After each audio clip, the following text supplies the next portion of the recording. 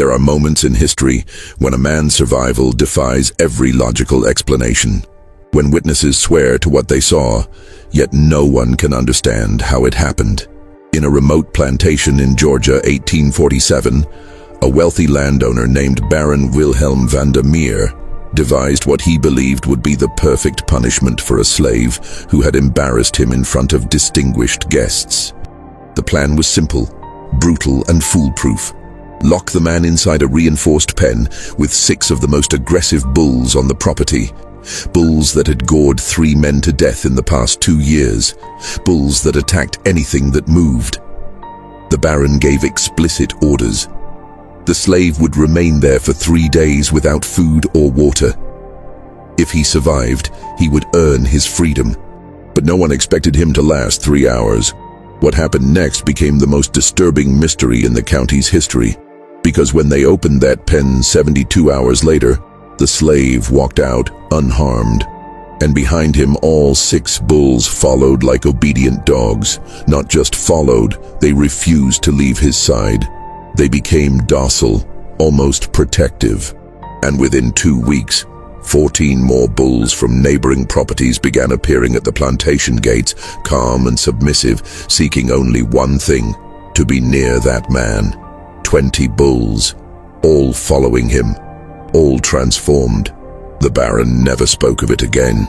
3 months later, he was found dead in his study, the door locked from the inside, his face frozen in an expression of absolute terror. And the slave?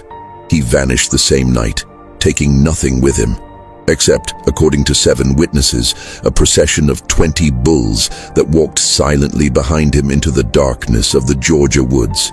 This is the story of what really happened in that pen, and why, to this day, no one has ever been able to explain it.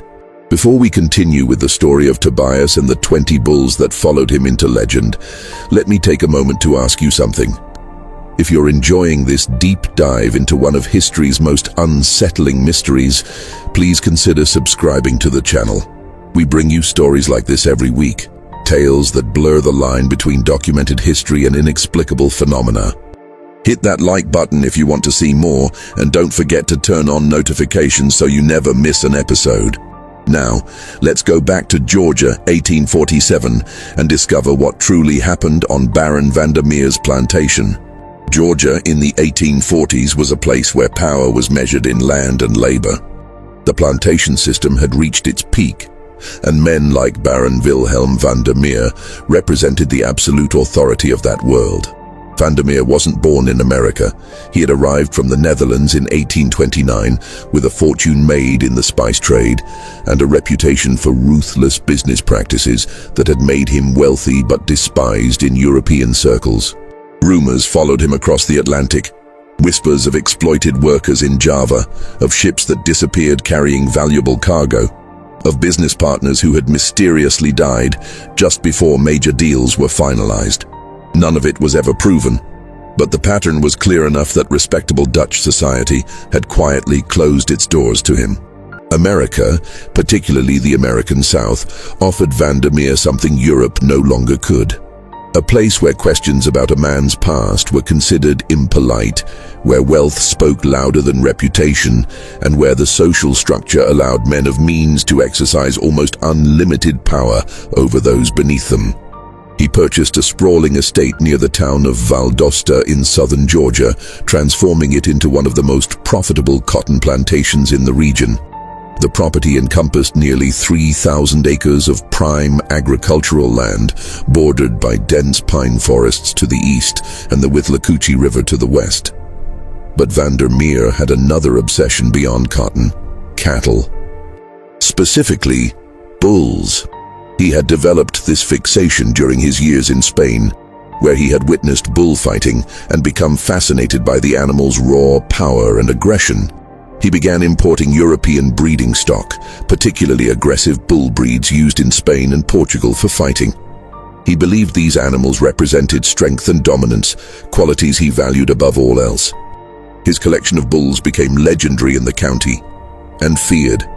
Workers whispered about the devil's herd, bulls so vicious they had killed 3 men who had attempted to handle them. The first death had occurred in 1845. A worker named Henry, who had experience with cattle from his previous plantation, had been tasked with moving one of the bulls to a different pen. The bull, a massive grey beast Vandermeer had named Titan, had seemed calm at first. But the moment Henry entered the pen with a lead rope, Titan charged. The attack was so sudden and violent that the other workers watching couldn't react in time. By the time they managed to distract the bull and pull Henry's body out, he was already dead, his chest crushed, several ribs broken and driven into his lungs.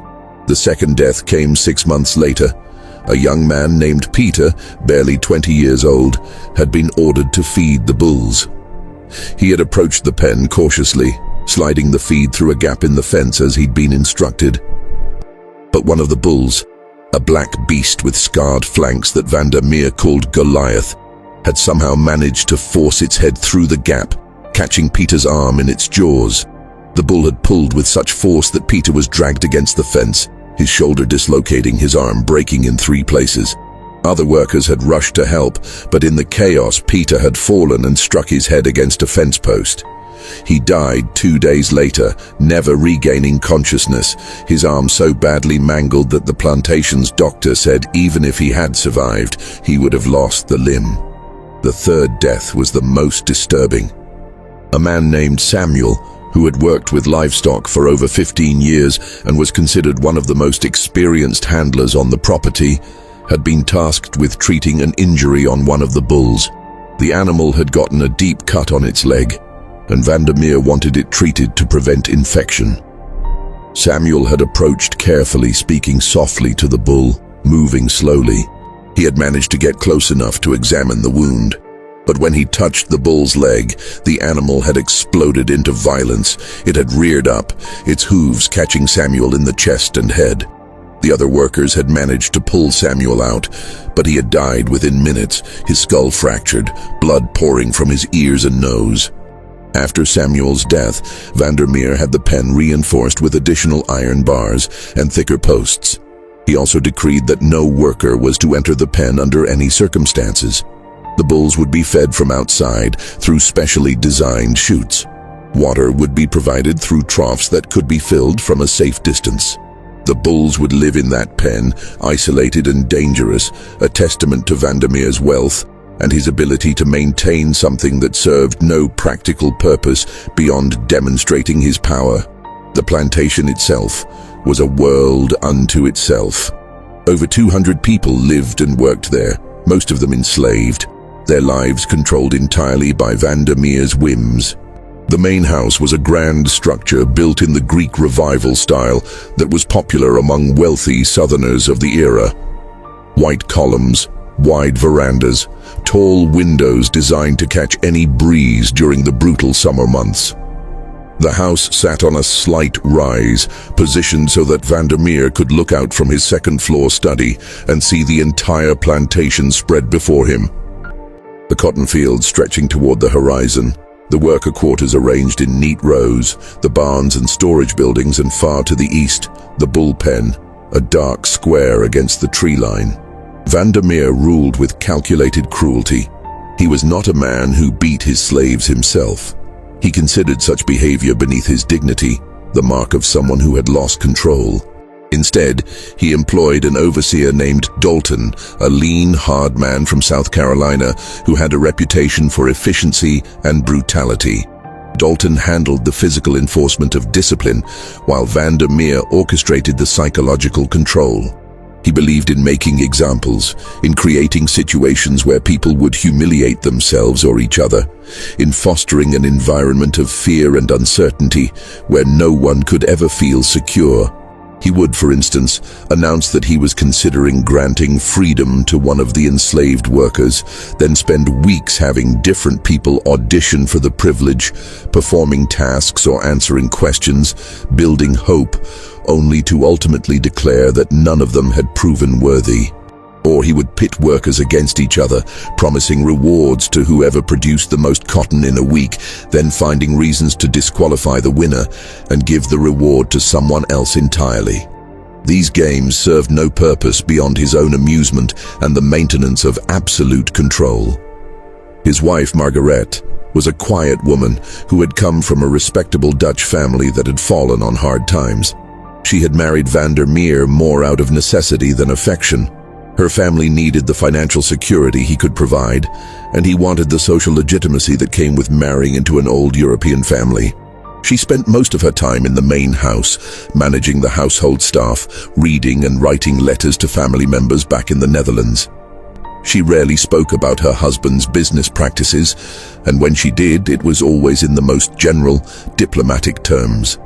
Those who knew her well, her personal maid, the cook, a few of the house servants, whispered that she was deeply unhappy, that she often cried in her private chambers, that she had once tried to leave but had been convinced or threatened into staying.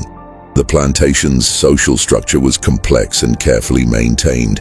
At the top sat Van der Meer and his wife, then a small tier of white overseers and managers, then skilled workers, some enslaved, some free blacks who worked for wages, then field workers, and at the very bottom, those who had been designated as troublemakers or were being punished. Movement between these tiers was rare and entirely at Van der Meer's discretion. Among the enslaved population was a man named Tobias. No one knew his age exactly. He appeared to be in his 30s, though his eyes suggested someone much older. He had been purchased at auction in Savannah 5 years earlier, part of a group brought from a plantation in South Carolina that had gone bankrupt after a series of bad harvests and poor investments. The auction records listed him simply as Tobias Male, approximately 30 years, field hand, no known family. But those who had traveled with him from South Carolina told a different story. They said Tobias had been different from the moment they'd known him. He rarely spoke, but when he did, his words carried weight. He had a way of looking at people that made them uncomfortable, as if he could see past whatever face they were presenting to the world and into something deeper. Some of the other enslaved people from South Carolina claimed that Tobias had been born in Africa, that he had been brought over as a child and still remembered the old ways, the old languages, the old beliefs. Others said he had been born in America, but had been taught by someone who knew those things. A few whispered that he wasn't entirely human, that he was something else wearing a human shape. But these whispers were always quickly silenced. Such talk was dangerous, the kind of thing that could get people accused of practicing forbidden religions or planning rebellions. What everyone agreed on was that Tobias had a strange gift with animals. Horses that were skittish and difficult to manage would calm in his presence. Dogs that barked at everyone else would sit quietly when he approached. Even wild animals seemed to react differently to him. Workers reported seeing him stand perfectly still in the fields while deer grazed nearby, unafraid or watching as birds would land on his shoulders and arms as if he were a tree. When Van der Meer had purchased Tobias, he had initially assigned him to field work. But within a week, the stable master, an older free black man named Marcus, had requested that Tobias be reassigned to work with the horses. Marcus had noticed Tobias's effect on the animals and recognized it as something valuable. Van der Meer had agreed, always willing to maximize efficiency, and Tobias had been moved to the stables. For 5 years, Tobias had worked there quietly and competently. He cared for the horses, maintained the tack and equipment, and occasionally assisted with other livestock when needed. He lived in a small room attached to the stable, separate from the main worker quarters. This isolation suited him. He spent his evenings alone, and on Sundays, when most of the enslaved population gathered for the supervised religious services Van der Meer allowed, believing that controlled religion kept people docile, Tobias would disappear into the woods, returning only after dark. Some people found this behavior suspicious. Dalton, the overseer, had questioned Tobias about it several times, demanding to know what he was doing in the woods. Tobias had always given the same answer: walking, thinking, praying. It wasn't enough to punish him for. He wasn't breaking any explicit rules, but it marked him as someone to watch. Marcus, the stable master, was one of the few people Tobias spoke to with any regularity. Marcus was in his 60s, a man who had been born into slavery but had purchased his freedom 20 years earlier through a combination of saved wages and a generous loan from a Quaker merchant who opposed slavery. He had chosen to stay in the South and work for wages, sending money to family members who were still enslaved, hoping to eventually buy their freedom as well. He was a careful man, someone who had learned to navigate the dangerous waters of Southern society without making waves. Marcus had tried on several occasions to draw Tobias out, to learn more about him. But Tobias remained guarded. The most Marcus had ever gotten from him was a single conversation. Late one night when both men were working in the stable, treating a horse that had developed a bad cough. "You've got a gift," Marcus had said, watching as Tobias held his hand on the horse's neck, the animal's breathing gradually steadying. "I've been around horses my whole life, and I've never seen anyone with a touch like yours." Tobias had been silent for a long moment. Then he'd said quietly, "It's not a gift. It's understanding." "Understanding what?" "That they're not so different from us. They feel fear. They feel pain. They want to be safe. If you understand that, really understand it, they know. They can tell." Marcus had nodded slowly. "Where'd you learn that?" Tobias had looked at him then, and Marcus had felt that uncomfortable sensation that others had described, the feeling of being seen too clearly. "From someone who understood it better than I do," Tobias had said. "Someone who's gone now." He hadn't elaborated, and Marcus hadn't pushed, but the conversation had stayed with him. There was something about Tobias that didn't quite fit the world they lived in. He was too calm, too centered, too unafraid in a place where fear was the primary tool of control. Vandermeer had noticed Tobias's gift as well, though he interpreted it differently. He saw it as a useful skill, something to be exploited. He had used Tobias several times to handle difficult livestock, always with success. But he also viewed it with suspicion. Vandermeer didn't like things he couldn't understand, and Tobias's effect on animals felt like something beyond normal skill. It suggested a kind of power, and Vandermeer couldn't tolerate the idea of anyone on his plantation having power that didn't come directly from him. This tension had been building for 5 years, unspoken but present. And then came the incident that would change everything. The incident that led to Tobias's punishment happened on a warm April evening in 1847. Vandermeer was hosting a dinner for several prominent plantation owners from neighboring counties. These gatherings were important to him. They were opportunities to display his wealth, to reinforce his position in the social hierarchy, to make business connections and political alliances.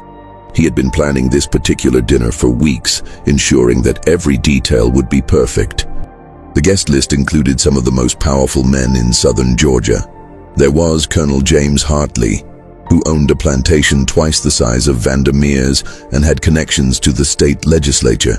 There was Richard Brennan, a wealthy merchant who controlled much of the cotton trade in the region.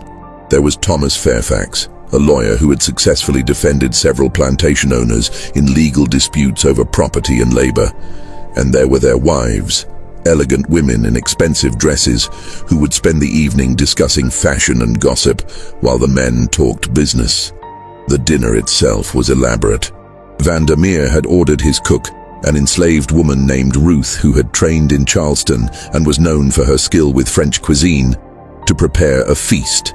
Roasted duck, venison, fresh fish from the river, vegetables from the plantation's gardens, imported wines, elaborate desserts. The dining room had been decorated with flowers and candles, the silver polished until it gleamed, the crystal glasses arranged precisely. The dinner went well. The food was praised, the wine flowed freely, and the conversation was lively. Vandermeer held court at the head of the table, telling stories about his travels in Europe and Asia, making jokes at the expense of northern abolitionists, discussing the latest political developments in Washington. He was in his element, performing for an audience that appreciated his wealth and power. After dinner, as was customary, the men retired to Vandermeer's study for brandy and cigars, while the women remained in the parlor. It was during this time that Vandermeer made his mistake. He had been drinking heavily, feeling expansive and confident, and he decided to give his guests a tour of his prized bulls. "Gentlemen," he announced, standing and gesturing toward the window, "I have something to show you that I guarantee you've never seen before. The most magnificent and dangerous bulls in all of Georgia, perhaps in all of America." The men followed him outside, carrying their brandy glasses, laughing and talking. It was a pleasant evening, the air warm but not oppressive, a light breeze carrying the scent of jasmine from the gardens. They walked across the grounds, past the worker quarters where people watched silently from windows and doorways, past the cotton fields where the plants were just beginning to show their first growth, toward the eastern edge of the property where the bull pen stood. The pen was an impressive structure, built to contain animals that most men wouldn't dare approach. The fence was constructed of thick wooden posts, each one sunk 4 feet into the ground and reinforced with iron bars. The posts were spaced close together, too close for even a determined bull to force its way through. The gate was equally formidable, made of heavy timber and secured with multiple iron chains and locks. Inside the pen, which measured roughly 60 feet by 40 feet, 6 bulls moved in the fading light. Vandermeer began describing each bull, pointing them out with obvious pride. "That one there, the gray beast, that's Titan, imported from Spain, killed a man in 1845. Crushed his chest like it was made of paper, and that black one, the one with the scars, that's Goliath, Portuguese stock, responsible for 2 deaths. The others are equally dangerous. I keep them here as a reminder of what true power looks like. Strength without mercy, dominance without question." The guests murmured appreciatively, though several of them looked uneasy. These were men who understood violence and power, but there was something unsettling about keeping animals this dangerous for no practical purpose beyond display. As Vandermeer continued his presentation, Goliath began to show signs of agitation. The massive black bull started pawing at the ground, snorting, tossing its head. Then it charged at the fence, slamming into it with tremendous force. The impact was so violent that the entire fence shook, and several of the guests stepped back instinctively. Vandermeer laughed, clearly pleased by their reaction. "Don't worry, gentlemen. The fence is solid. These beasts can throw themselves against it all day and they won't break through. I had it built specifically to contain them." Goliath charged again, and this time the other bulls joined in, all of them rushing at the fence, bellowing with rage. The sound was deafening, a chorus of animal fury that echoed across the plantation. The guests were no longer smiling. Even Vandermeer looked slightly concerned, though he tried to hide it. "They're more agitated than usual," he said, raising his voice to be heard over the noise. "Perhaps they sense the presence of so many people." And then, as if on cue, Tobias appeared. He had been working in the stable, which was located about 50 yards from the bullpen. He had heard the commotion and had come to investigate, thinking perhaps one of the horses had been spooked by the noise. He was carrying a bucket of feed, his work clothes dusty, his expression neutral. The moment Tobias came within 20 feet of the pen, everything changed. The bulls stopped. Not gradually, not slowly, they simply stopped, as if someone had thrown a switch. Goliath, who had been in mid-charge, planted his hooves and stood perfectly still. The other bulls did the same. The bellowing ceased. The only sound was the evening breeze rustling through the pine trees. The silence was more unsettling than the noise had been. All 6 bulls turned to face Tobias. They didn't move toward him, didn't show any signs of aggression. They simply stood there watching him with what could only be described as focused attention. Their breathing slowed, their bodies relaxed. It was as if they had forgotten the fence, forgotten the men standing on the other side, forgotten everything except the presence of this one person. Vandermeer stared at Tobias, his face darkening. The guests looked between Tobias and the bulls, confused and fascinated. Colonel Hartley, who had drunk more brandy than the others and was feeling bold, laughed nervously. "Well, Baron, it seems your slave has more control over your bulls than you do. Perhaps you should have him give them their tour instead." It was meant as a joke, a light-hearted comment to break the tension. But the moment the words left Hartley's mouth, The atmosphere changed. Vandermeer's expression shifted from confusion to something darker, humiliation mixed with rage. The other guests fell silent, sensing immediately that something had gone wrong. Vandermeer turned slowly to look at Hartley. "Is that so?" he said quietly. His voice was calm, but there was an edge to it that made everyone uncomfortable. Hartley, realizing his mistake, tried to backtrack. "I meant no offense, Baron. I was simply commenting on the remarkable effect your man seems to have on the animals. It's quite impressive, really." But the damage was done. Vandermeer had been embarrassed in front of his peers, his authority questioned, his power diminished. And he had been embarrassed by a slave, someone who was supposed to be beneath notice, beneath consideration. This was intolerable. Vandermeer looked at Tobias, who had frozen in place, understanding immediately that something terrible had just been set in motion. Tobias's face remained neutral, but his eyes showed a flicker of something, not fear exactly, but recognition. He knew what was coming. "Tobias," Vandermeer said, his voice carrying across the distance between them. "Come here." Tobias set down his bucket and walked slowly toward the group of men. He kept his eyes down, his posture submissive, playing the role that was expected of him. But everyone watching could sense that it was a performance, that beneath the surface, Tobias was something other than what he appeared to be. When Tobias reached the fence, Vandermeer studied him for a long moment. The bulls remained calm, still watching Tobias, still ignoring everything else. "You have a gift with animals," Vandermeer said. It wasn't a question. "I work with them, sir," Tobias replied quietly. "I've learned their ways." "Learned their ways," Vandermeer repeated, his tone mocking. "How modest. Colonel Hartley here seems to think you have more control over my bulls than I do. What do you think about that?" Tobias said nothing. There was no safe answer to that question. Vandermeer smiled, but it didn't reach his eyes. "I think we should test that theory. I think we should see just how much control you really have." The guests shifted uncomfortably. They could sense where this was going, and none of them liked it. "Baron," Thomas Fairfax said carefully, "perhaps we should return to the house. The evening is getting late and—" "Nonsense," Vandermeer interrupted. "The evening is just getting interesting.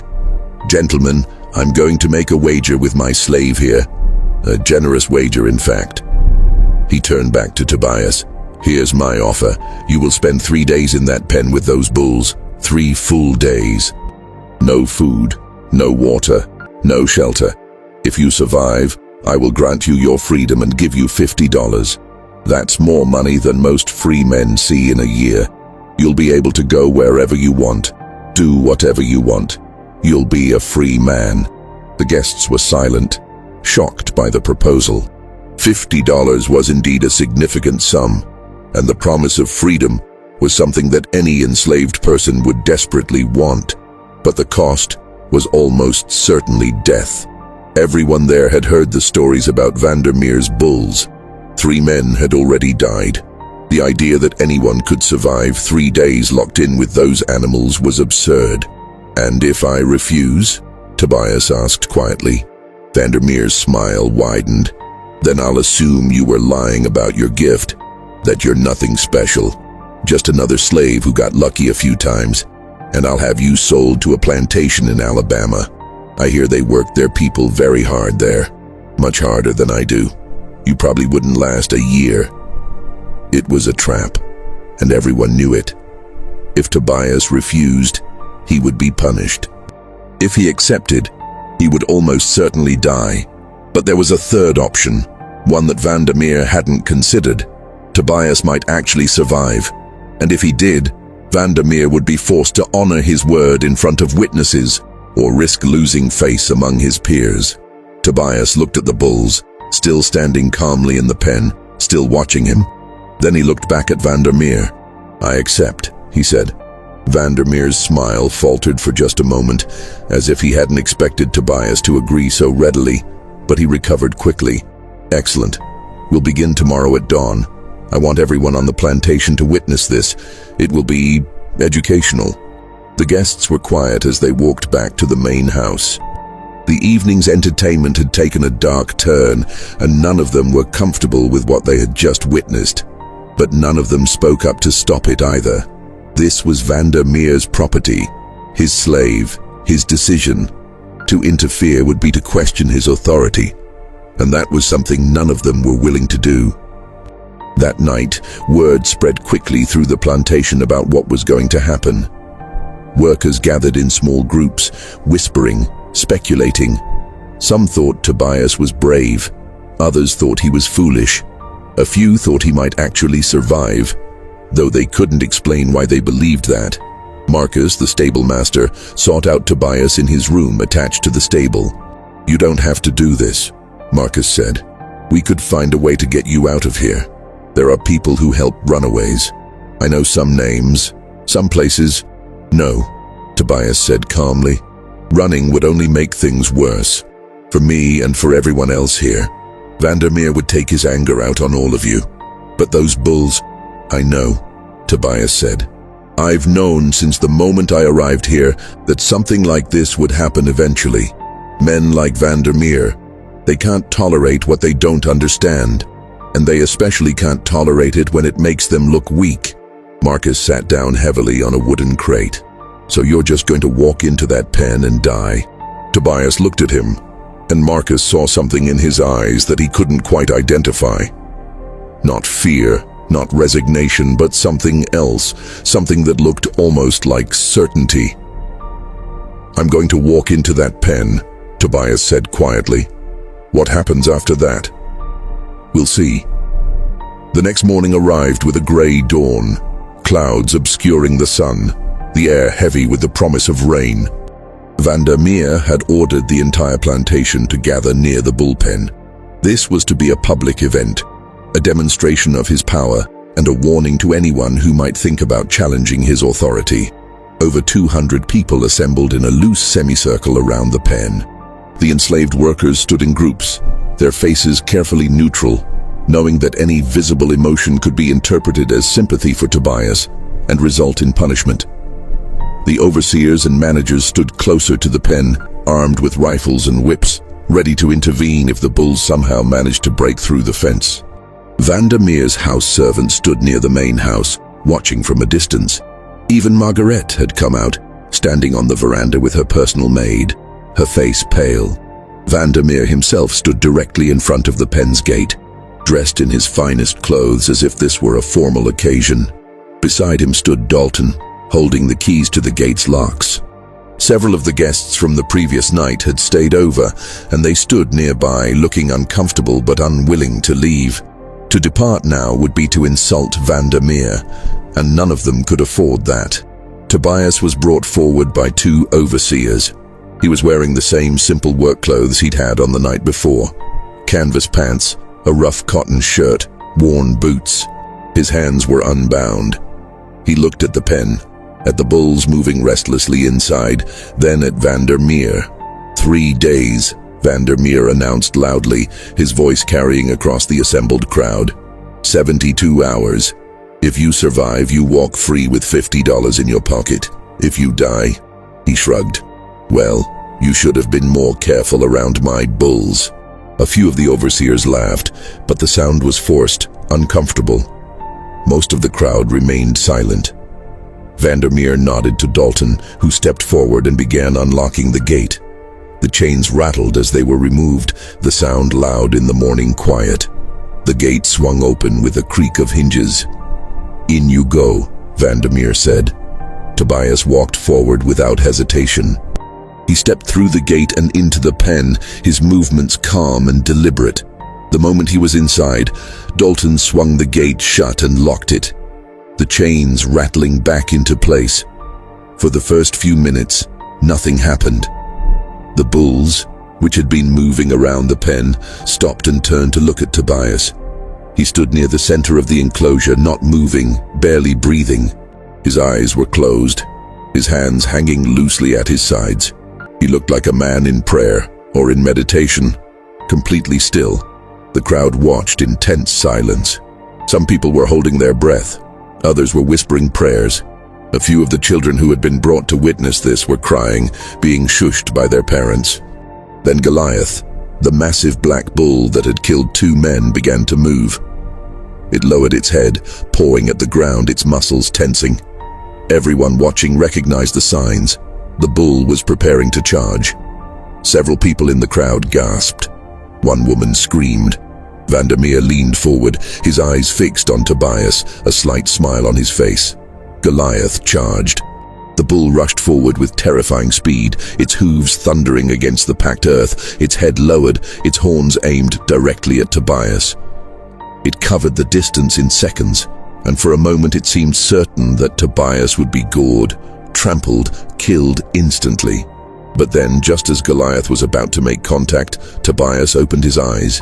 He raised one hand, palm out, and made a sound.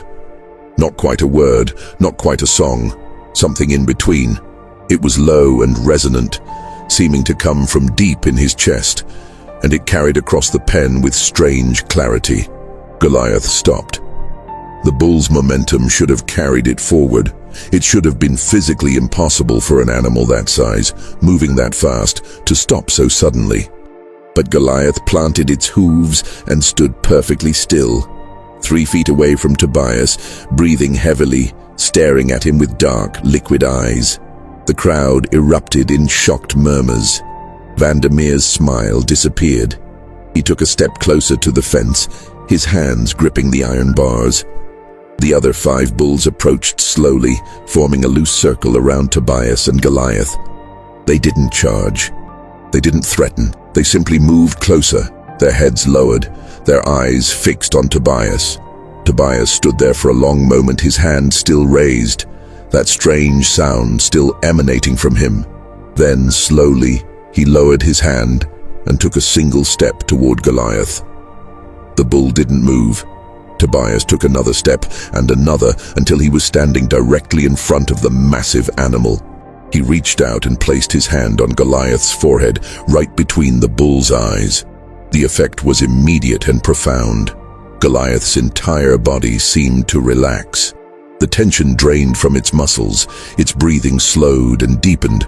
The bull closed its eyes, leaning slightly into Tobias's touch, like a dog being petted by its owner.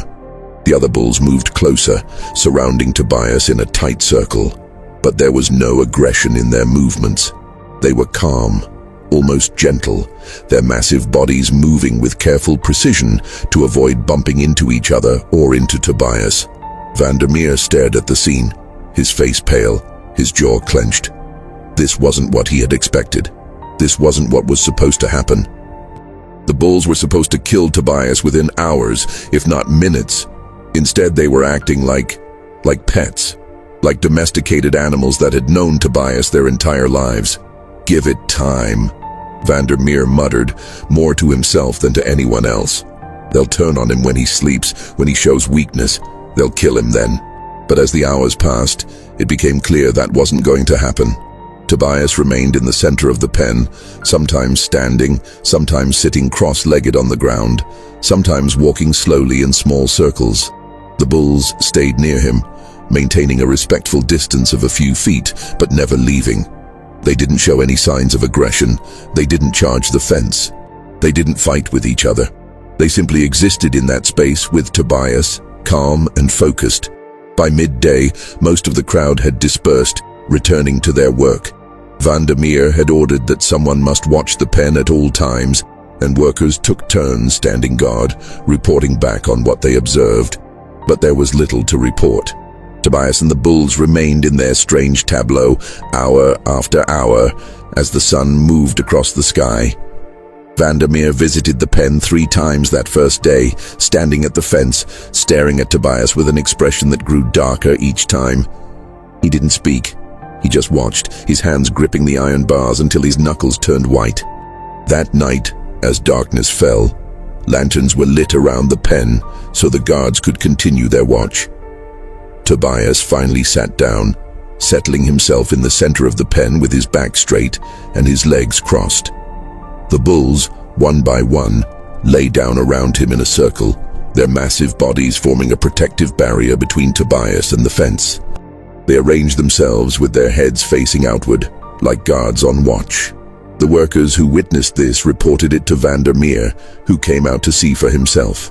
He stood at the fence for over an hour, watching as Tobias sat motionless in the center of that circle of bulls, his eyes closed, his breathing slow and steady. The bulls didn't sleep, or if they did, it was in shifts, because there were always at least 2 or 3 of them with their eyes open, watching the darkness beyond the fence. Vandermeer finally turned and walked back to the main house without saying a word. But those who saw his face said he looked like a man who had seen something that shattered his understanding of the world. The second day began with rain. Not a heavy downpour, but a steady drizzle that turned the ground inside the pen to mud and made everything gray and miserable. The workers who came to watch expected to see Tobias suffering, cold, wet, exhausted from a night without sleep. But when they arrived at the pen, they found something else entirely. Tobias was standing in the center of the pen, his face turned up toward the sky, his arms spread slightly as if welcoming the rain. The bulls stood around him in their protective circle, their bodies blocking most of the wind, creating a kind of shelter. And Tobias looked peaceful, not suffering, not struggling, but peaceful, as if the rain and the cold and the lack of food and water were irrelevant to him. One of the workers, a young woman named Sarah who worked in the main house, later told others that watching Tobias in that moment had made her cry, though she couldn't explain why. He looked free, she said. Even locked in that pen, even surrounded by those bulls, he looked more free than any of us have ever been. As the morning progressed, something strange began to happen. The bulls started moving in patterns, not random movements, but deliberate, coordinated patterns. They would walk in a slow circle around Tobias, all moving in the same direction, their steps synchronized. Then they would stop, stand still for several minutes, and begin again. It looked almost like a dance, or a ritual. The workers watching were disturbed by this. It was too organized, too purposeful. Bulls weren't supposed to behave this way. They were supposed to be aggressive, unpredictable, dangerous. But these bulls were moving with the precision of trained performers, and the only explanation anyone could offer was that Tobias was somehow directing them. But he wasn't giving any visible signals. He wasn't speaking or gesturing. He was just standing there, and the bulls were responding to something no one else could see or hear. Vandermeer came to the pen around noon, accompanied by Dalton and 2 other overseers. He looked like he hadn't slept. His clothes were rumpled, his hair uncombed, his eyes bloodshot. He stood at the fence staring at Tobias and the bulls, his expression a mixture of rage and something else. Fear, perhaps, or confusion. "How is this possible?" he muttered. "How is he doing this?" Dalton, standing beside him, shook his head. "I don't know, sir. I've never seen anything like it. Those bulls, they're not acting natural. It's like they're under some kind of spell." Vandermeer turned sharply to look at him. "Spell? Are you suggesting witchcraft?" Dalton looked uncomfortable. "I'm not suggesting anything, sir. I'm just saying it's not natural. Bulls don't behave this way. Not without training. And even then..." Vandermeer turned back to the pen. "There has to be an explanation, a rational explanation. He's using some technique, some method of controlling them. Maybe sounds we can't hear, or movements we're not noticing. There has to be something." But as the day wore on, no one could identify what that something might be.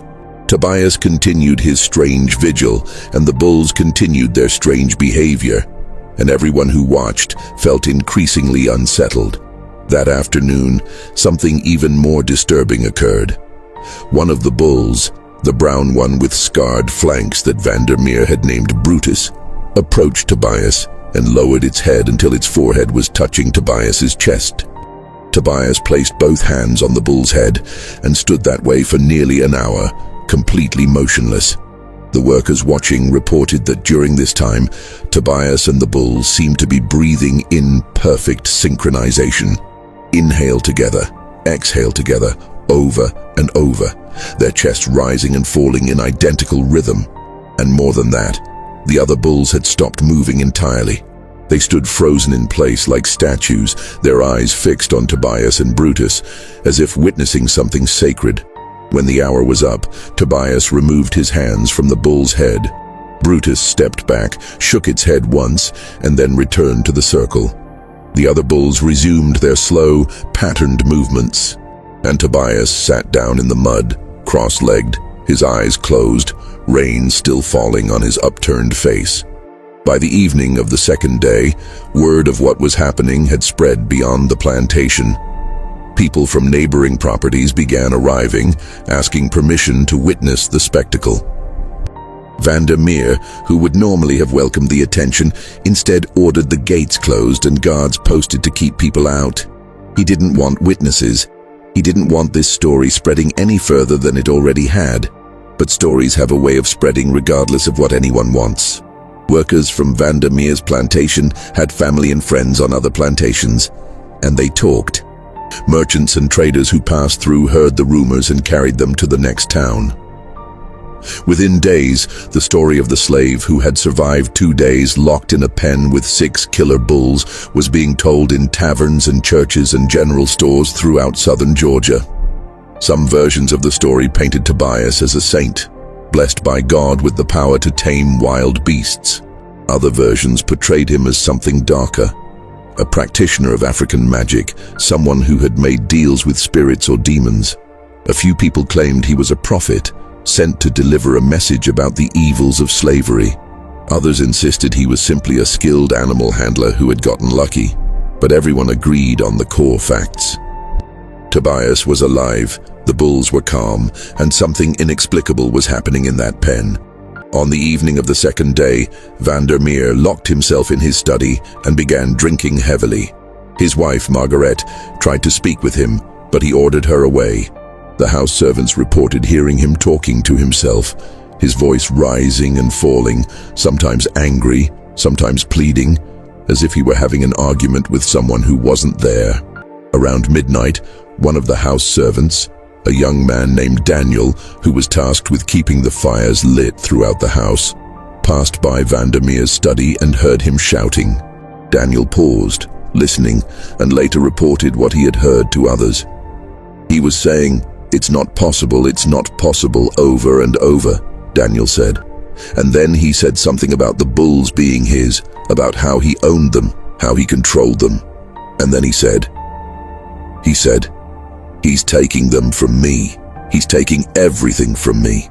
And he sounded scared. I've never heard the Baron sound scared before. The third day dawned clear and bright, the rain having passed during the night. The ground inside the pen was still muddy, and Tobias was covered in it. His clothes, his skin, his hair. But he didn't look weakened. If anything, he looked stronger. His eyes were clear and focused. His movements, when he stood and stretched, were fluid and controlled.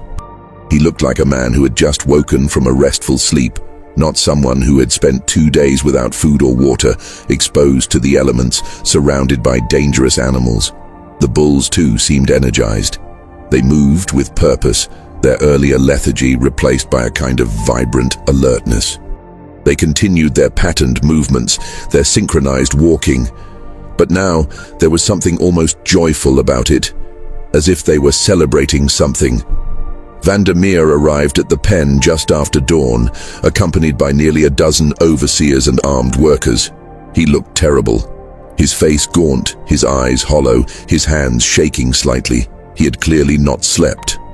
He stood at the fence staring at Tobias, and for a long moment neither man spoke. Then Vandermeer said, his voice hoarse, "How are you doing this?" Tobias looked at him calmly. "I'm not doing anything. I'm just here." "That's not an answer," Vandermeer snapped. "Those bulls should have killed you. They've killed 3 men. They're dangerous, unpredictable, violent. But they're treating you like they trust me," Tobias suggested quietly. Vandermeer's face twisted with rage. "You're using some trick, some technique. Tell me what it is." Tobias was silent for a moment. Then he said, "There's no trick. I just understand them. And they understand me. That's impossible." "Is it?" Tobias asked. "Or is it just something you've never bothered to learn?" The comment hit Vandermeer like a physical blow.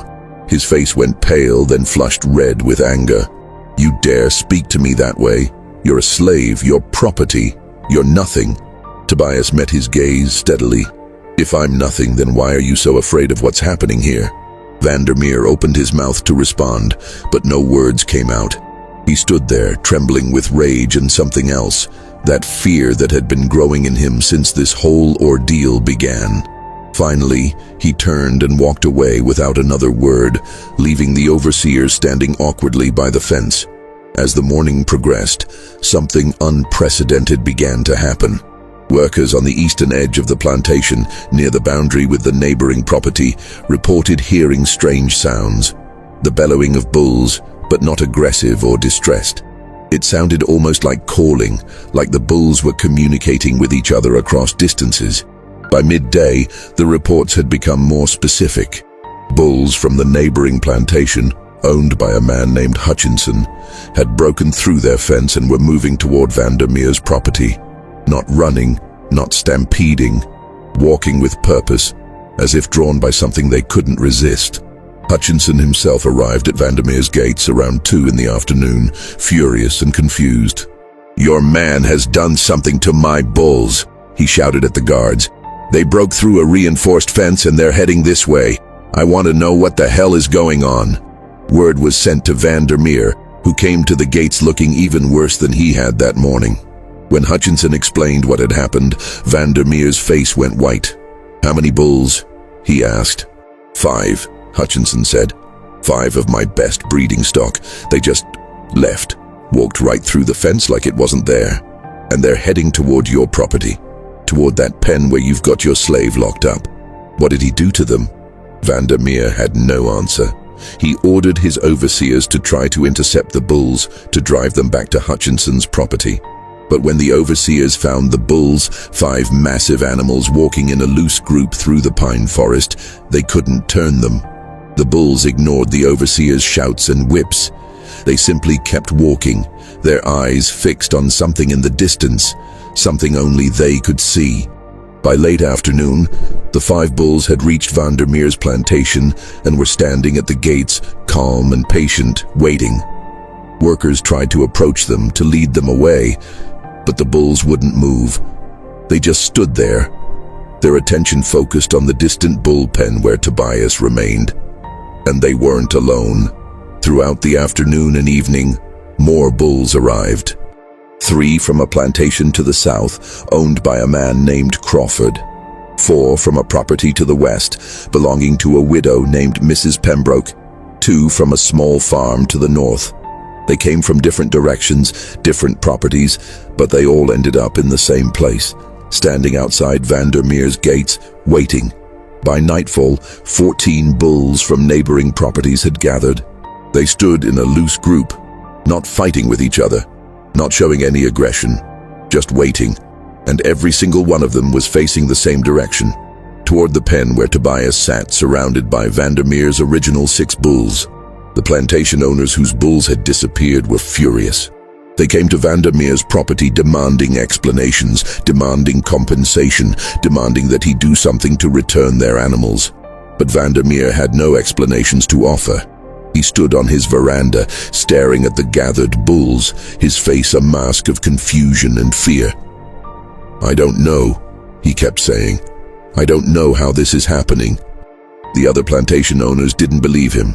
They accused him of using some kind of bait, some technique to lure their bulls away. Arguments broke out. Threats were made. The social structure that had seemed so solid just days before was fracturing, and at the center of it all was one man sitting in a pen with 6 bulls, doing nothing but existing. That night, Vandermeer didn't sleep at all. He paced his study, drinking brandy, staring out the window toward the distant pen. The house servants reported hearing him talking to himself again, his voice rising and falling, sometimes angry, sometimes desperate. Around midnight, Margaret finally forced her way into the study, ignoring his orders to leave him alone. "Wilhelm," she said, her voice firm, "you need to stop this. Let the man go. Honor your word. Give him his freedom and let this end." Vandermeer turned to look at her and she stepped back, frightened by the expression on his face. "Let him go," he said, his voice barely above a whisper. "Let him go. Don't you understand what's happening? He's taking them, he's taking my bulls. He's taking bulls from other men's properties. He's doing something that shouldn't be possible, and if I let him go, if I admit that he's won, then everyone will know. Everyone will know that a slave defeated me, that I was powerless against him. This isn't about power anymore," Margaretti said. "This is about survival. Your survival. Can't you see what this is doing to you?" But Vandermeer wasn't listening. He turned back to the window, staring out at the darkness, and Margaret left him there, alone with his obsession. The third day ended at dawn on the fourth day, exactly 72 hours after Tobias had been locked in the pen. Vandermeer had given orders that the gate would be opened at first light, and a crowd had gathered to witness it. The enslaved workers, the overseers, several of the neighboring plantation owners whose bulls had disappeared, and even a few townspeople who had heard the stories and traveled out to see the conclusion. Vandermeer stood at the front of the crowd, flanked by Dalton and 4 armed overseers. He had ordered them to be ready for anything. If the bulls charged when the gate opened, they were to shoot. If Tobias tried to escape, they were to stop him. Vandermeer's face was pale and drawn, his eyes red-rimmed from lack of sleep, his hands trembling slightly. As the sun rose, painting the sky in shades of pink and gold, Dalton stepped forward and began unlocking the gate. The chains rattled as they were removed, the sound loud in the morning quiet. The crowd held its breath. The gate swung open. For a moment, nothing happened. Then Tobias stood slowly, brushing mud from his clothes. The 6 bulls rose with him, moving in perfect synchronization, their massive bodies unfolding with surprising grace. Tobias looked at the open gate, then at the bulls, then at the crowd of people watching him. He walked toward the gate, his movements calm and deliberate. The bulls followed, not aggressively, not frantically. They simply walked behind him, their heads lowered, their eyes focused on his back. They moved through the gate in single file, Goliath first, then the others, and they arranged themselves in a loose semicircle behind Tobias. The crowd stepped back instinctively, creating a wide path. No one spoke. No one moved. They just watched as Tobias walked out of the pen and into the morning light, 6 massive bulls following him like obedient dogs.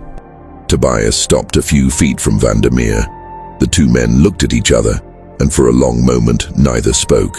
Tobias's expression was unreadable. Not angry, not triumphant, not afraid, just knowing, as if he understood something Vandermeer never would. Something fundamental about the nature of power and control and what it meant to truly connect with another living being. Vandermeer broke eye contact first, turning his head away sharply. "Get him off my property," he muttered to Dalton. "Now." But before anyone could move, a sound rose from the direction of the gates, a deep, resonant bellowing. The 14 bulls that had gathered from neighboring properties were calling out, their voices echoing across the plantation. And then, they began to move. They walked through the open gates, past the confused guards, past the gathered crowd, heading straight toward Tobias. When they reached him, they stopped, forming a larger circle around him and the original 6 bulls. 20 bulls in total, all standing calmly, all focused on one man. The crowd erupted in shocked murmurs and gasps. The neighboring plantation owners, who had come to reclaim their bulls, stared in disbelief. This was impossible. Bulls didn't behave this way. They didn't form groups like this, didn't follow a person like this, didn't show this kind of coordinated behavior. Vandermeer took a step back, his face white. "Stop him," he said weakly. "Don't let him leave with those animals. They're not his. They belong to me, to Hutchinson, to Crawford, to... They belong to themselves," Tobias said quietly, speaking for the first time since leaving the pen. His voice was calm but carried clearly across the crowd. "They always have. You just never understood that." Vandermeer's face twisted with rage. "You're a slave. You own nothing. You are nothing. Those bulls are property just like you."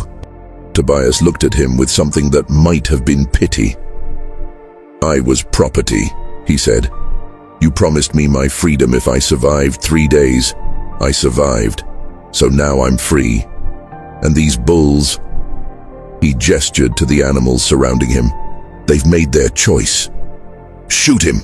Vandermeer suddenly shouted, turning to the armed overseers. "Shoot him and scatter those bulls."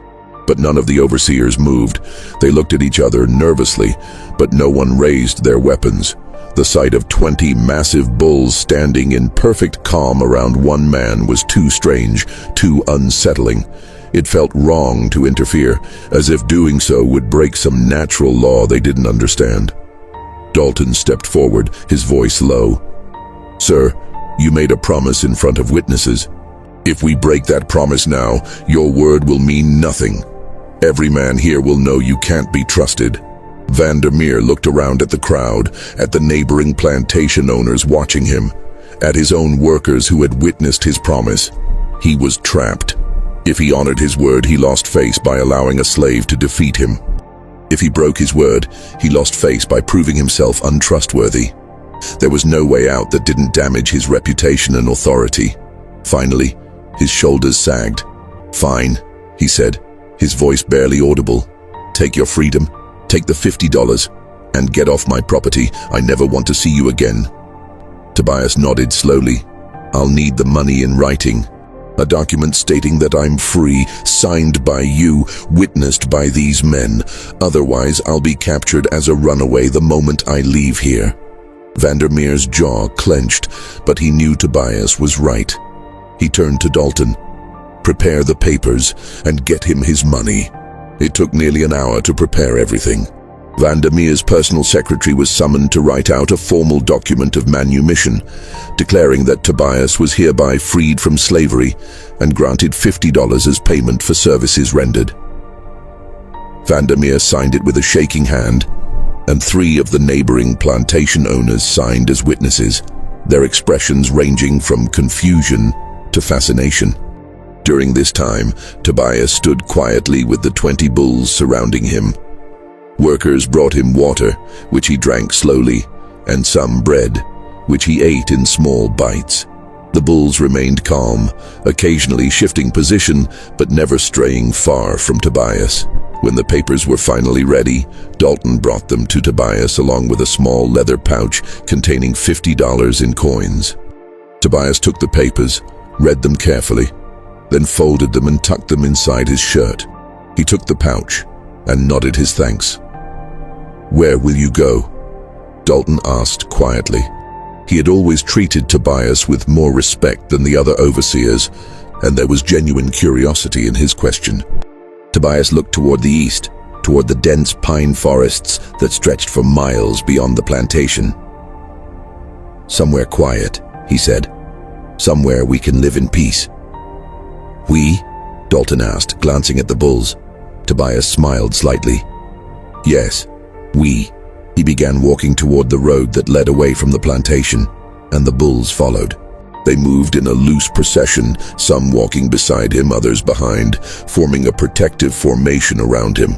The crowd parted to let them through, workers and overseers and plantation owners all stepping aside, watching in stunned silence as this impossible parade passed by. Some of the enslaved workers reached out as Tobias passed, not touching him, but extending their hands as if seeking some kind of blessing or confirmation that what they were seeing was real. A few were crying, though they couldn't explain why. Others whispered prayers or made signs against evil, unsure whether what they were witnessing was divine or demonic. Tobias walked down the long dirt road that led away from the plantation, the morning sun rising behind him, casting his shadow and the shadows of 20 bulls long across the ground. He didn't look back. He just kept walking, steady and purposeful, and the bulls followed.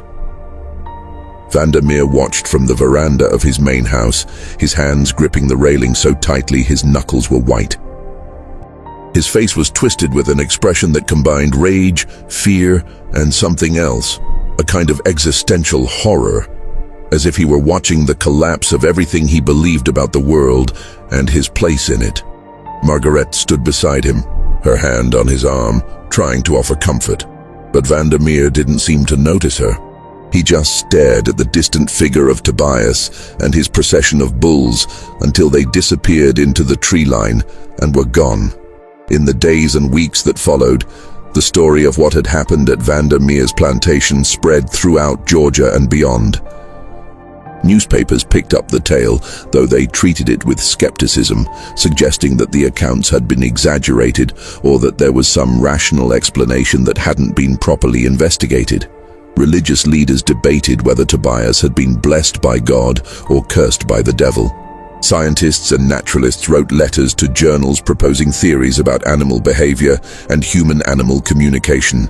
But for those who had been there, who had witnessed it firsthand, no amount of skepticism or theorizing could change what they had seen.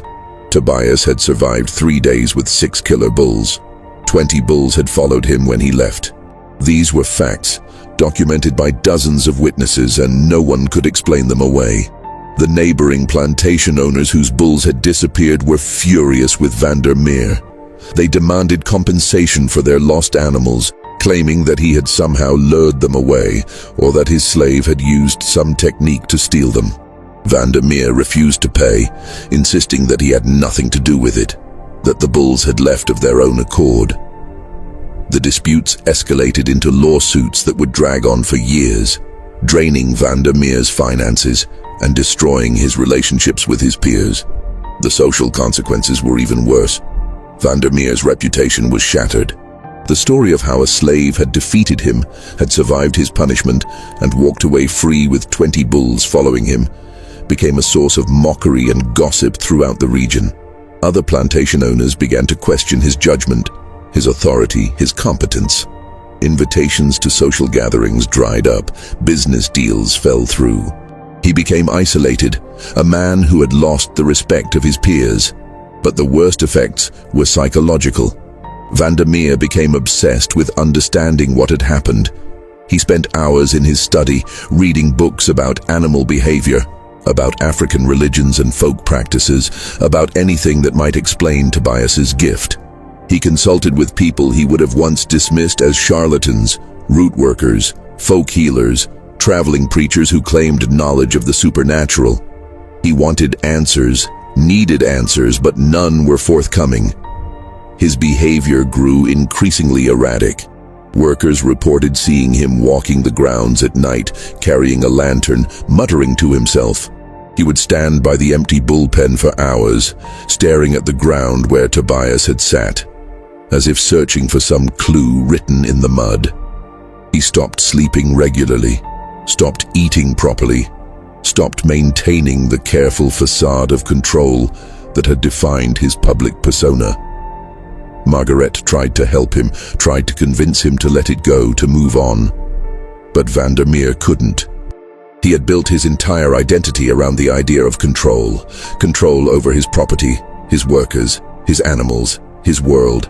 And Tobias had shattered that illusion completely.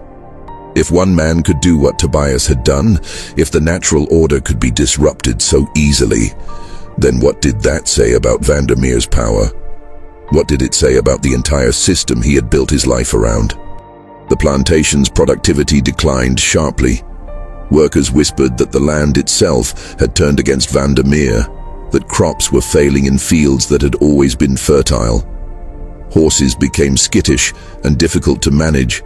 Even the dogs seemed nervous, barking at nothing, refusing to enter certain areas of the property. Whether these problems were real or imagined, the result of Vandermeer's declining attention to management or simply bad luck, they contributed to the sense that something fundamental had broken. About 6 weeks after Tobias's departure, a traveling preacher passed through Valdosta and stopped at a tavern, where he told a strange story to anyone who would listen.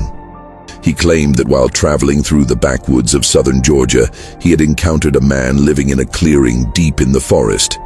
The man was surrounded by bulls. The preacher counted at least 20, and they lived together in what could only be described as harmony. The bulls grazed peacefully, the preacher said, his hands shaking as he recounted the story. And the man moved among them without fear. I tried to approach, to offer Christian guidance, but the man looked at me with eyes that seemed to see through me, and I felt such overwhelming unease that I turned and fled. It wasn't natural. That man, he wasn't right. And those bulls, they watched me like they were guarding him, like they would kill for him if he asked. When Vandermeer heard this story, and he heard it quickly as gossip traveled fast, he became convinced that Tobias was practicing some form of dark art in the woods.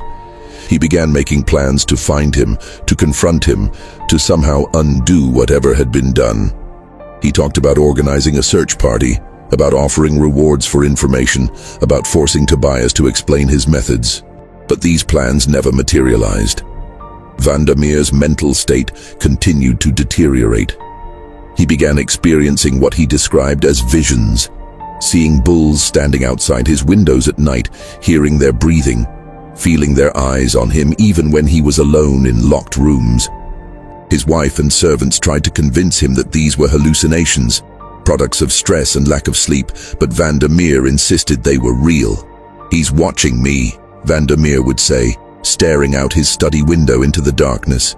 "Tobias, he's out there with those bulls and he's watching me. He knows what I'm thinking. He knows what I'm planning. He won't let me rest." 3 months after Tobias's departure, on a humid July night, Baron Wilhelm Vandermeer locked himself in his study. He told Margrethe he was not to be disturbed, that he had important business matters to attend to. She had heard this before and knew better than to argue. She retired to her chambers, and the house settled into its usual nighttime quiet. The next morning, when the household staff knocked on the study door to bring breakfast, there was no answer. They knocked again, louder. Still nothing. Dalton was summoned. He tried the door and found it locked from the inside. He called out to Vandermeer. Silence. Growing concerned, Dalton ordered the door broken down. It took 3 men with a heavy beam to finally splinter the lock and force the door open. What they found inside would haunt everyone present for the rest of their lives. Baron Wilhelm Vandermeer sat in his chair behind his desk, slumped forward, his head resting on his arms. At first they thought he had simply fallen asleep. But when Dalton approached and touched his shoulder, the body was cold and stiff. Vandermeer had been dead for hours. There were no signs of violence, no wounds, no blood, no indication of poison or struggle. The room was exactly as it always was. Books on shelves, papers on the desk, a half-empty glass of brandy sitting nearby. The windows were closed and locked from the inside. The door had been locked from the inside. There was no way anyone could have entered or left. But it was Vandermeer's face that disturbed them most. His eyes were wide open, staring at something only he could see. His mouth was frozen in a silent scream. His hands were clenched so tightly that his fingernails had drawn blood from his palms. Every muscle in his face was contorted in an expression of absolute, overwhelming terror. The doctor who examined the body could find no cause of death. The heart had simply stopped. "It's as if," the doctor said carefully, choosing his words, "he was literally frightened to death, as if he saw something so terrifying that his heart couldn't withstand it." On the desk, beneath Vandermeer's arm, they found a piece of paper. It was covered in frantic handwriting, barely legible, the words scrawled in desperate haste. Dalton picked it up and read it aloud to the others present. "They're here, all of them, standing outside the window, 20 bulls, just standing, watching, waiting. He's with them. Tobias. He's standing in the center, and he's looking at me. He's looking through the window, through the walls, through everything. He sees me. He knows. They all know. They're not moving, just watching, just waiting. I can hear them breathing. I can hear their hearts beating. I can hear his heart beating. It sounds like thunder. It sounds like the earth itself. They're not leaving. They're never leaving. They're going to stand there forever, watching, waiting until I..." The writing ended abruptly, the pen trailing off the page as if Vandermeer's hand had simply stopped working mid-sentence. Dalton immediately sent men to check the grounds outside the study windows. They found nothing. No hoofprints, no tracks, no evidence that any animals had been there at all. The grass was undisturbed. The ground was dry and hard from weeks without rain. There was no physical evidence to support what Vandermeer had written. But 7 workers, independently and without consulting each other, came forward in the following days to report that they had heard something strange the night Vandermeer died. Around midnight, they had heard what sounded like distant bellowing, the deep, resonant calls of bulls. But when they had looked outside, they saw nothing. The sound had seemed to come from everywhere and nowhere at once, echoing across the plantation like a warning or a judgment. One worker, an older woman named Ruth, who had been the plantation's cook, said something that others would remember for years afterward. "That sound," she said, "it wasn't angry, it wasn't threatening, it was just there. Like the bulls were saying, 'We remember, we know what you did, and we're watching.' That's what it sounded like to me. Like a reminder that some things can't be forgotten, no matter how much you want to forget them." Baron Wilhelm Vandermeer was buried in the family plot on the plantation grounds. The funeral was small and awkward.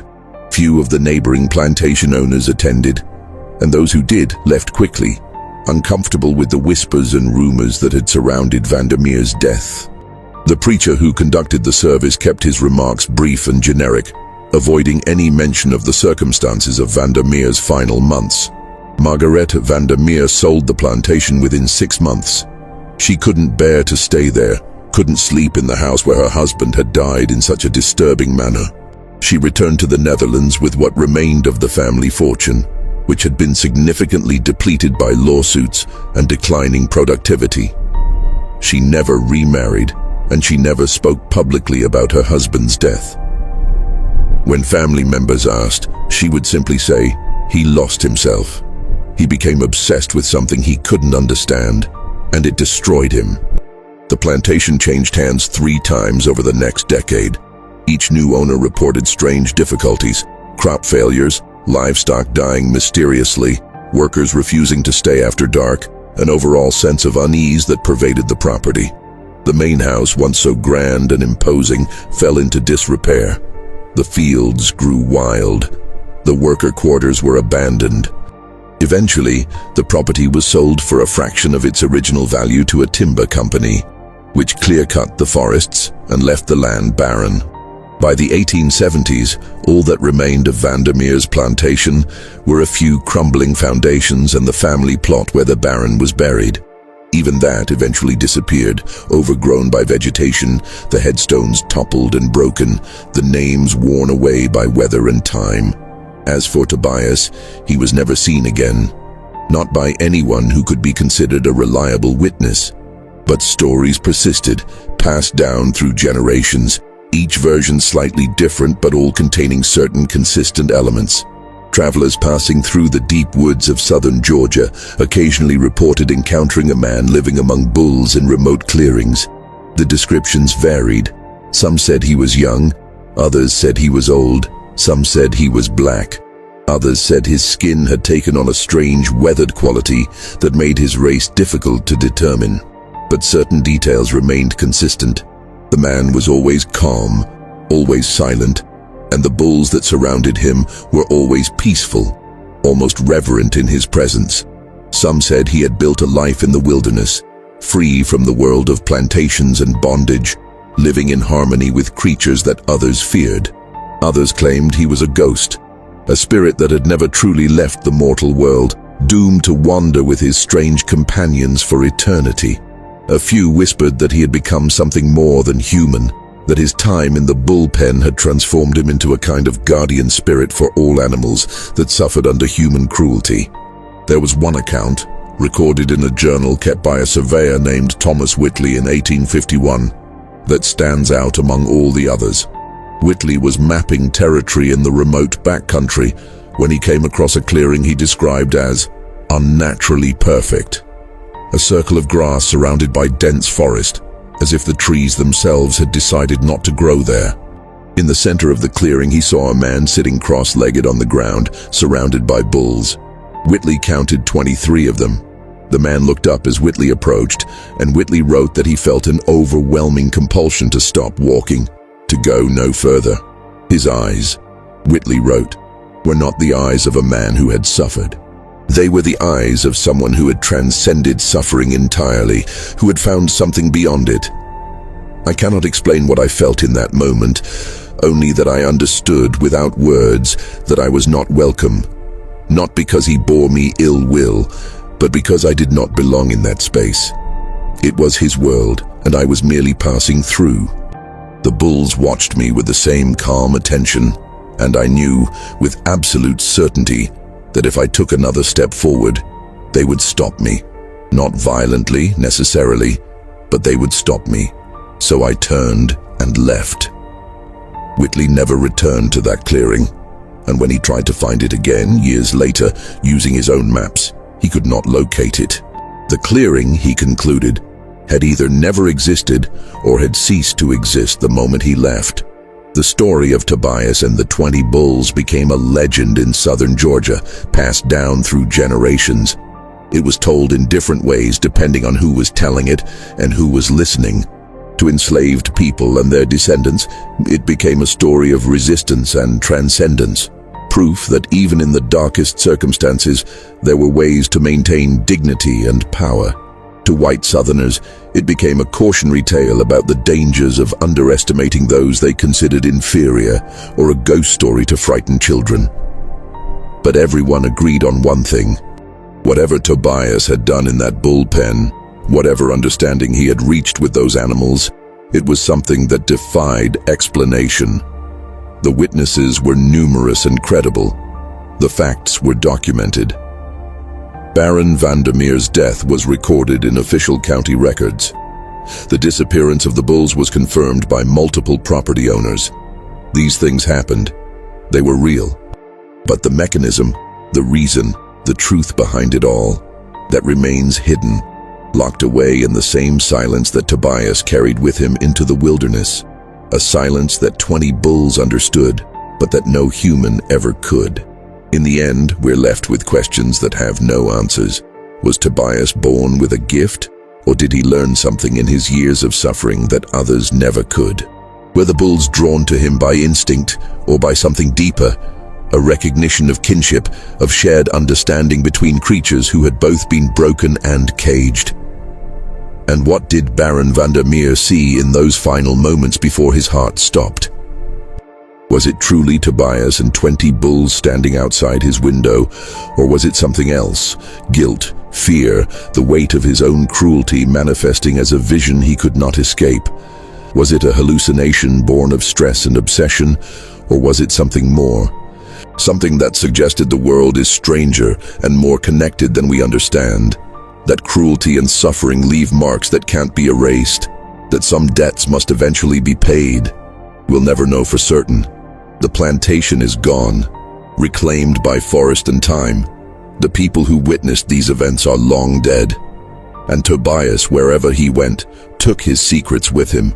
But sometimes, even now, people traveling through the remote backwoods of southern Georgia report hearing something strange in the night.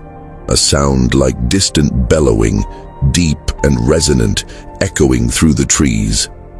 And occasionally, in clearings where no one has built or lived for over a century, they find circles of flattened grass, as if large animals had rested there. But no tracks. No signs of how they arrived or where they went.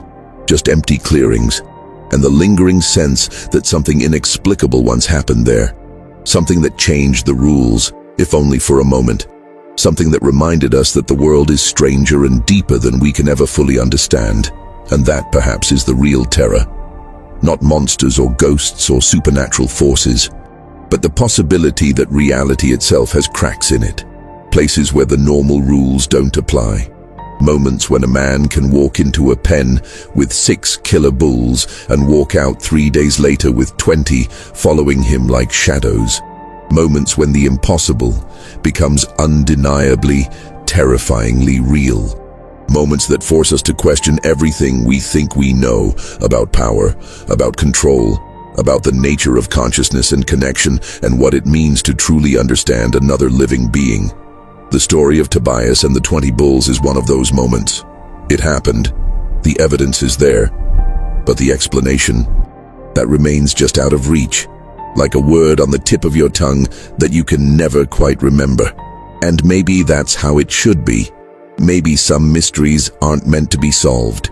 Maybe they're meant to exist as reminders that for all our certainty, for all our science and logic and rational explanations, there are still things in this world that we don't understand. Things that happened, things that were witnessed and documented, but that refuse to fit neatly into our categories and explanations. Things that make us wonder, late at night when we're alone with our thoughts, whether the world is really as solid and predictable as we like to believe, or whether there are cracks in the foundation, places where something else can slip through. Something older, something deeper, something that operates by rules we've forgotten or never knew. The story of Tobias is one of those cracks, and it remains open even now, more than a century and a half later. A question without an answer, a mystery without a solution, a reminder that some things once witnessed can never be explained away.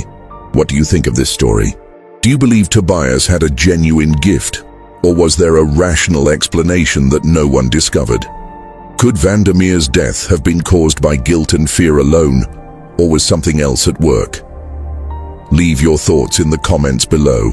And if you enjoyed this deep dive into one of history's most unsettling mysteries, please subscribe to the channel and hit that notification bell so you never miss another story. Until next time, remember, the past is full of mysteries, and some of them refuse to stay buried.